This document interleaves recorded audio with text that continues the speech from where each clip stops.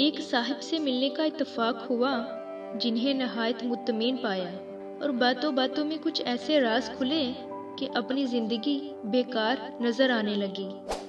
बोले कि बहुत ज्यादा अमीर आदमी नहीं हूँ, मगर हर वक्त घर में छोटी पानी की डिस्पोजेबल बोतलें रखता हूँ और गर्मी के मौसम में जब भी बाहर निकलता हूँ 2-3 ठंडी बोतलें साथ रख लेता हूँ और मंजिल तक पहुँचते हुए राह चलते साइकिल सवार किसी धूप में खड़े चौकीदार या माली को पकड़ा देता हूँ और उनसे आसमान को छूने वाली दुआएं ले लेता हूँ।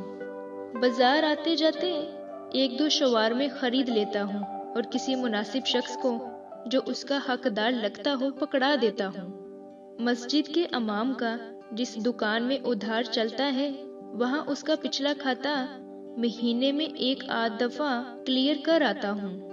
इलाके के मेडिकल स्टोर वालों को कुछ रकम दे आता हूँ कि गरीब दिहाड़ीदारों से नफा लेने के बजाय इस रकम से ले लें और इन्हें दवाई मुनासिब कीमत पर दें। बच्चे छुट्टी वाले दिन बाहर का नाश्ता लाने को बोले तो आते हुए 2-4 हलवा पूड़ी एक्स्ट्रा ले आता हूँ और रास्ते में किसी को दे आता हूँ।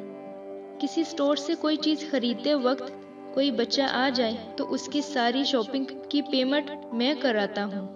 ये सब सुनकर सोचा ये तो आसान और सस्ते काम हैं। फिर अपने छोटे भाई से इस बारे में बात की जो मदीना में होते हैं, तो बोले कि मदीना शरीफ में ऐसे ही होते देखता हूँ। ये सुनकर सोच आई, हम रोज अपने हुक्मरानों से रियासत मदीना का तकाजा करते हैं, क्या कभी अपने अंदर की रियासत को भी मदीना जैसा बनाने की कोशिश की है हमने?